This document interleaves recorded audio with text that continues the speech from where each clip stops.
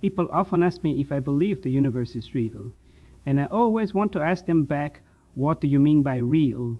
Because that word real carries so much baggage, so many hidden assumptions that we've never bothered to examine. We assume that things exist in definite states, whether we look at them or not. We assume that objects have properties, position, velocity, spin, just sitting there waiting to be discovered, like coins in your pocket. We assume that the act of looking changes nothing fundamental about what's there. These assumptions feel obvious. They feel like common sense, and in the world of tables and chairs and falling apples, they work perfectly. But when you descend to the scale of atoms, to the realm where matter reveals its true character, every single one of those assumptions breaks down, not because our instruments aren't good enough, not because we haven't been clever enough, but because nature itself at its foundation simply doesn't work that way. I spent my entire life trying to communicate this, and I'm not sure I ever fully succeeded.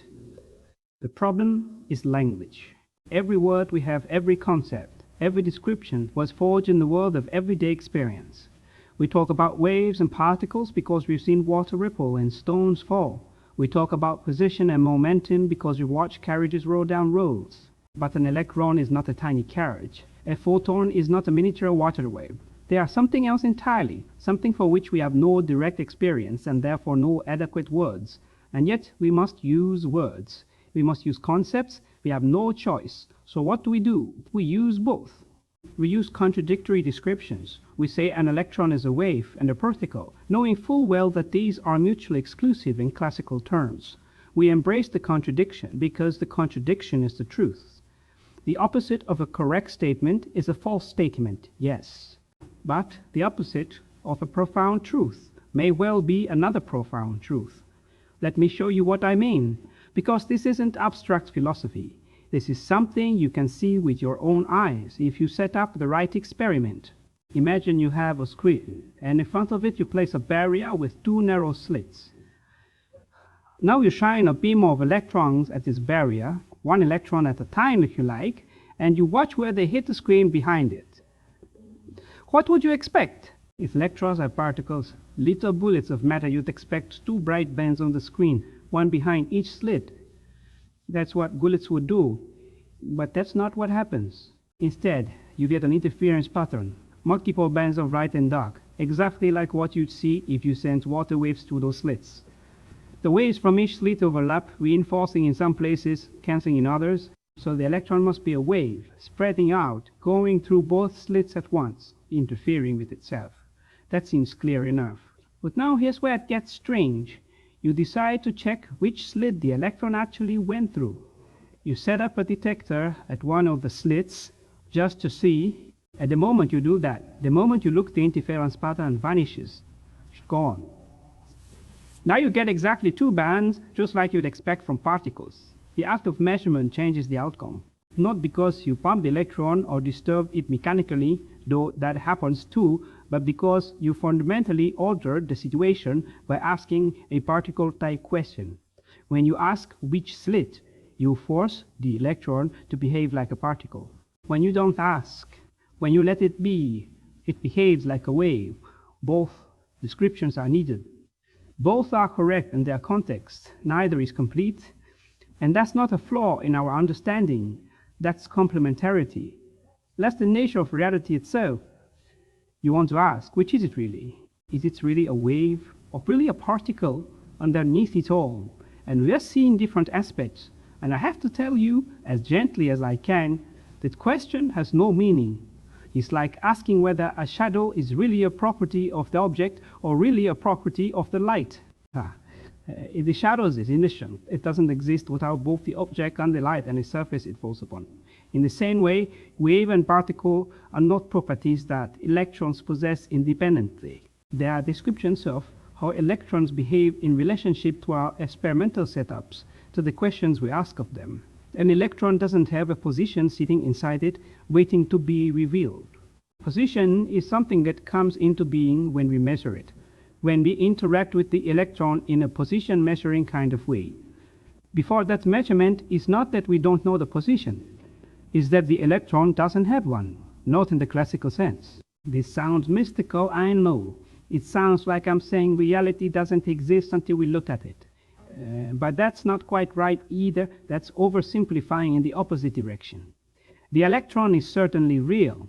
Quantum mechanics describes something, and that something has definite effects. It can knock other electrons loose, create currents, power your devices.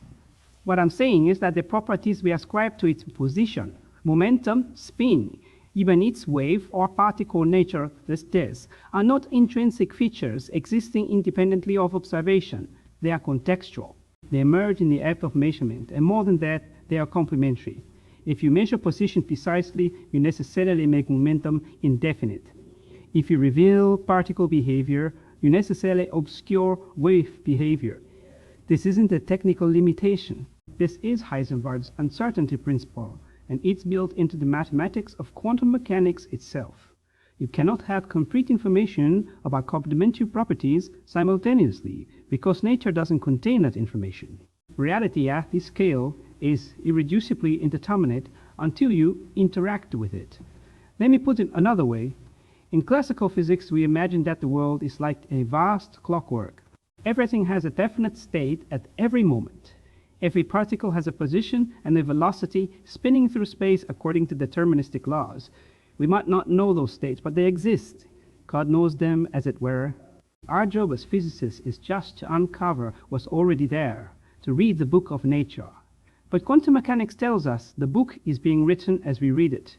The electron doesn't have a trajectory before we measure it. It exists in what we call superposition, a state that encompasses multiple possibilities at once, not as a matter of ignorance, but as a matter of fact. We describe this mathematically with a wave function, a kind of cloud of probability that evolves smoothly and predictably according to Schrödinger's equation. But the moment you make a measurement, the wave function collapses. All those possibilities reduce to one actual outcome. The electron is found here, not there. Spin up, not down. And which outcome occurs is, as far as we can tell, genuinely random.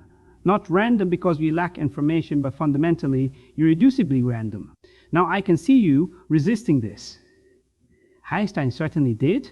He famously said that God does not play dice, and I understand the sentiment. It feels wrong that the universe should be indeterminate at its foundation, that there should be no deeper reality beneath the probabilities. Einstein believed, and many still do, that quantum mechanics must be incomplete, that there must be hidden variables we haven't discovered yet, some underlying machinery that would restore determinism and objectivity if only we could see it. And I have enormous respect for that position. But here's what we know now. Decades after Einstein and I debated this, experiments have been done. Raw physical experiments testing whether hidden variables could exist, whether reality could be locally real in the classical sense, meaning that objects have definite properties and that influences don't travel faster than light. And the experiments say no. Nature violates what we call Bell's inequalities, which means that either reality is not local, or it's not real in the classical sense, or both. There's no wiggle room. The universe has chosen, and it has chosen complementarity over classical realism. Let me be clear about what this means practically, because this isn't just philosophy. Every piece of modern technology that relies on quantum effects, and that's a staggering amount of what surrounds you, depends on these principles being correct. Your computer works because electrons can tunnel through barriers that classically shouldn't be able to cross, existing in superpositions that allow transistors to switch states. Lasers work because photons can be in identical quantum states, something that makes no sense classically. MRI machines work because atomic nuclei have quantum spin states that can be manipulated and measured. GPS satellites wouldn't function accurately without accounting for quantum effects in their atomic clocks. When I say reality is fundamentally quantum, I don't mean it's a theoretical curiosity. I mean it's the only reason civilization functions as it does. We've tested quantum mechanics billions upon billions of times in every conceivable way, and it has never failed. Not once. The Copenhagen interpretation, the framework I helped develop, emphasizing measurement, complementarity, and the impossibility of divorcing observer from observed, was proven to be not just philosophically coherent, but practically indispensable. And yet the unease remains, doesn't it? Because what we are really saying is that there are limits to what can be known.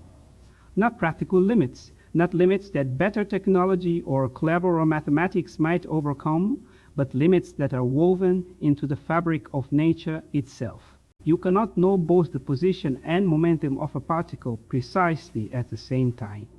You cannot predict which atom in a radioactive sample will decay next. Even with complete information, you cannot observe an electron without fundamentally altering its state. These aren't failures of physics, these are features of reality. The universe is not a machine we can disassemble and understand completely. It's more subtle than that, more participatory. We are not observers standing outside nature looking in. We are part of nature. Our measurements, our experiments, our observations, these are physical interactions that help create the reality we're trying to describe. Subject and object can't be separated. The observer and the observed form an inseparable whole. Consider what happens when you measure something quantum mechanically. You have an electron in a superposition existing in multiple states at once. You design an apparatus to measure, say, its spin. The apparatus is a macroscopic object made of countless atoms, governed by classical physics for all practical purposes. When the apparatus interacts with the electron, something remarkable happens. The electron's wave function doesn't continue evolving smoothly. It collapses. One outcome manifests spin up, let's say. The apparatus registers this, you read the result, and now the electron has a definite spin. But here's the thing. The collapse is not something we can predict precisely. The wave function gives us probabilities for which outcome, but which particular outcome occurs in any given trial is random. And this randomness isn't hiding some deeper determinism. It's fundamental.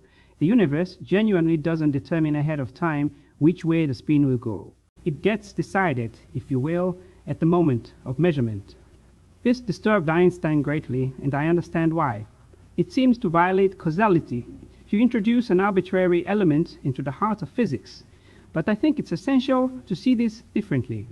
The collapse of the wave function isn't a magical, non-physical event. It's a description of what happens when a quantum system becomes entangled with a macroscopic measuring device.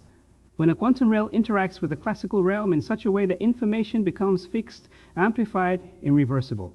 We call this measurement, but it's really just a particular kind of physical interaction, one that creates a permanent record in the classical world.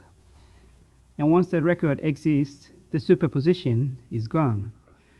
You can't unmeasure. You can't reverse the collapse and restore the wave function to its previous state without destroying the information you gained.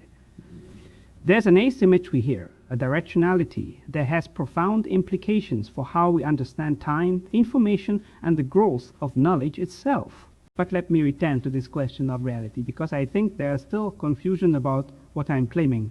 When I say an electron doesn't have a definite position before measurement, I'm not saying it doesn't exist. The electron is real. It has mass, charge, energy. It interacts with other particles. It leaves tracks in cold chambers and creates spots on photographic plates. What I'm saying is that the classical properties we ascribe to it, this idea that it must be at some specific location at some specific time, traveling along some definite trajectory. This is a human projection, a framework we impose because it's the only one we know from our everyday experience. But the electron doesn't conform to this framework. Its reality is richer, stranger, more nuanced than our classical concepts allow. It exists in a state of potentiality described by a wave function that encompasses multiple outcomes simultaneously. And when we measure it, we actualize one of those potentials. We don't reveal a pre-existing fact. We participate in creating a fact. This is complementarity at its deepest. You need the wave description to understand interference, diffraction, the spread of probabilities. You need the particle description to understand localization, discreteness, the clicks of a detector. Both are indispensable. Both are partial.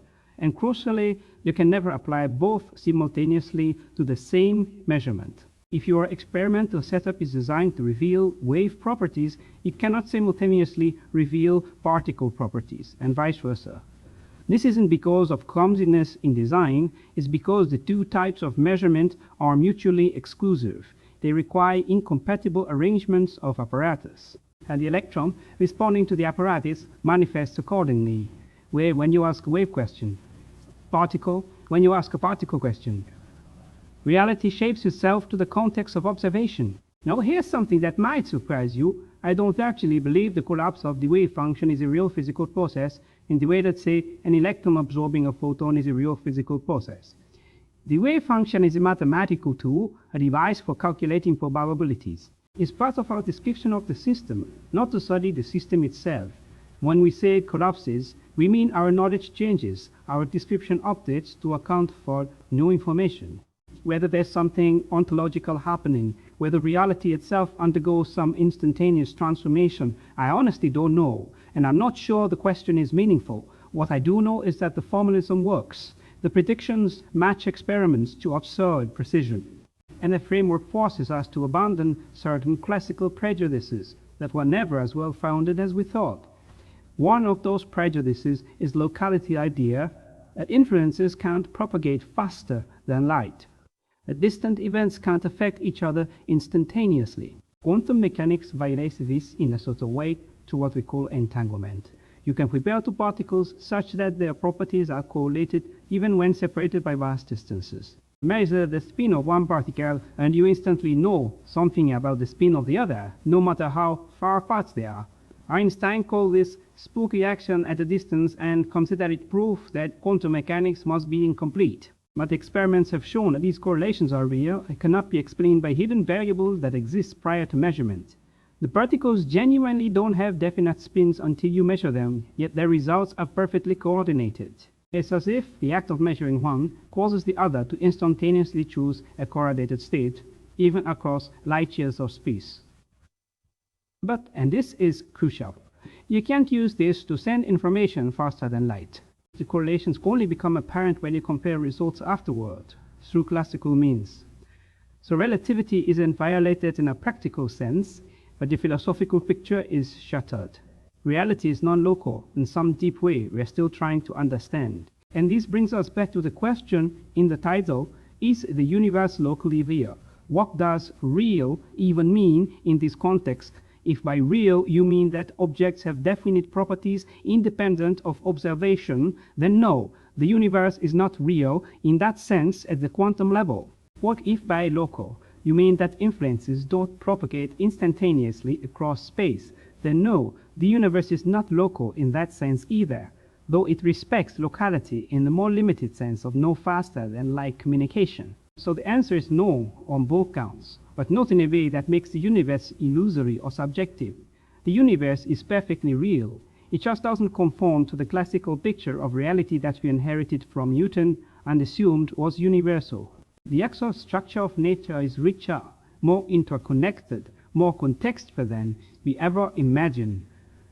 When quantum mechanics, despite all its strangeness, is our best description of that structure. I want to emphasize something because it's often misunderstood. Acknowledging the role of observation doesn't mean quantum mechanics is subjective, that it depends on human consciousness or awareness. Observation, in the technical sense, just means physical interaction with a measuring apparatus. It doesn't require a conscious observer. A Geiger counter measures radioactive decay just fine without anyone watching it. The key is that the measuring device is a macroscopic classical system that records information irreversibly. Once that happens, the quantum superposition has effectively collapsed into one outcome, whether or not a human ever reads the result. So we are not saying consciousness creates reality. We are saying that the distinction between the quantum system and the classical measuring apparatus, between the microscopic and macroscopic, between the realm of probabilities and the realm of fact, is where the transition happens. And that boundary, that interface, is where the deep mysteries lie. What does this mean for how we understand causality, determinism, the arrow of time? It means we have to be more careful about what we claim to know. Classical physics gave us the illusion of complete predictability. Given the state of the universe at one moment and the laws of motion, you could in principle calculate the entire future and past. Laplace imagined a demon with perfect knowledge that could foresee everything, but quantum mechanics says no. Even with perfect knowledge of the wave motion, you can only predict probabilities. The future is open, undetermined in its specifics, and this isn't ignorance. This is the way things are. Does this mean the universe is random, chaotic, lawless?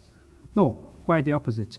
The evolution of the wave function is perfectly deterministic according to Schrödinger's equation. The probabilities themselves follow strict mathematical rules.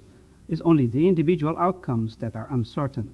They're structuring the randomness, patterns, and the possibilities, and those patterns are what quantum mechanics describes as such extraordinary precision. And sometimes think about what this means for human knowledge, for science itself. We set out to understand nature, to uncover its secrets, to reveal the machinery beneath appearances. And in one sense, we succeeded beyond all expectation. We can manipulate atoms, create new materials, probe the structure of matter to scales unimaginable a century ago. But we've also discovered something humbling. There are questions nature won't answer, not because we haven't asked properly, but because the answers don't exist. There's a boundary to the knowable, and that boundary isn't imposed by our limitations. It's imposed by the structure of reality itself. We can't know both position and momentum precisely. We can't predict individual quantum events. We can't separate observer from observed. And perhaps that's okay. Perhaps the lesson is that the universe isn't a puzzle to be solved completely, a mystery with one final answer. Perhaps it's something we participated, something we entangled with, something that reveals itself partially and contextually as we interact with it. You see the classical ideal, the God's eye view. The objective description from nowhere was always a fiction. We're not outside nature looking in. We're inside nature, part of it, using instruments made of atoms to study other atoms, using light to see light, using quantum systems to measure quantum systems. Every measurement is an interaction, every observation a participation. And the results we get depend not just on what's out there, but on how we choose to look, what questions we choose to ask, what apparatus we choose to use. This doesn't make science arbitrary. The patterns are real, the mathematics works, the predictions hold, but it does make science more subtle, more relational, more epistemologically modest than we once thought. And I think there's something beautiful in that.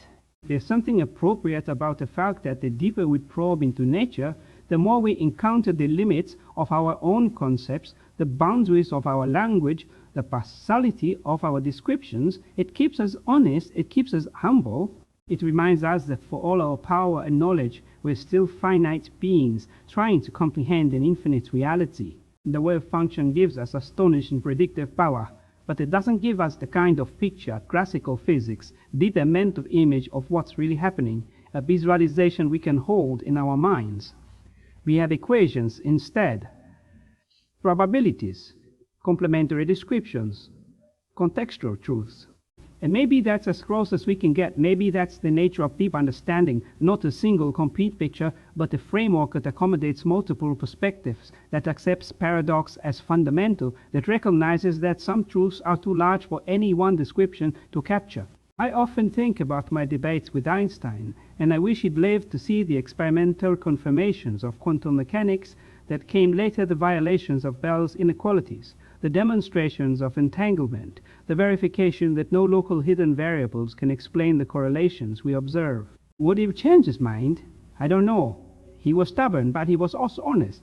He might have maintained that there's still something missing, some deeper level we haven't reached. And maybe he's right. Maybe quantum mechanics is not the final word. Science never is. But whatever comes next, it will have to incorporate everything quantum mechanics has taught us. It will have to explain why complementarity works so well, why measurements behave this way, why the universe appears quantum at small scales. Any deeper theory will have to contain quantum mechanics as a limit or approximation, just as quantum mechanics contains classical physics. And I suspect that any such theory will preserve the core insight: reality is not sitting out there, fully formed and independent, waiting to be discovered. Reality is something we engage with, something that manifests in the context of interaction, something that cannot be described from a perspective outside it. Is the universe locally real? The question itself assumes a classical framework that doesn't apply. The universe is something stranger and more wonderful than the words local and real can capture. It's a quantum universe governed by probabilities and superpositions, entanglement and complementarity. It's a universe where observation matters, where context shapes outcomes, where the boundary between what's known and unknown is written into the laws of nature themselves. It's a universe where, to understand anything fully, you need multiple descriptions, none complete on its own, all necessary together. Wave and particle, position and momentum, determinism and randomness. Subject and object, both, always both. And in that bothness, in that refusal to collapse into simply either or, in that insistence on holding opposites together, there lies the truth. Not the truth that reassures us or confirms our intuitions, but a truth that challenges us, that invites us to think more deeply, more carefully, more humbly about what it means to know something, what it means for something to be real. Physics has given us power to manipulate atoms, to build technologies that would seem like magic to previous generations. But it has also shown us the boundary of what can be understood in classical terms, the limits of what questions can be answered, the irreducible mystery at the heart of existence. And perhaps that is the deepest lesson of all. Perhaps the goal was never to eliminate mystery, but to understand its shape, to map its contours, to recognize where knowledge ends and wonder begins. Quantum mechanics has done that for us. It has taken us to the edge and shown us what lies beyond, not chaos, not meaninglessness, but a different kind of order, a reality that participates in its own revelation, a universe that is, in the deepest sense, not a thing to be observed, but a process to be engaged.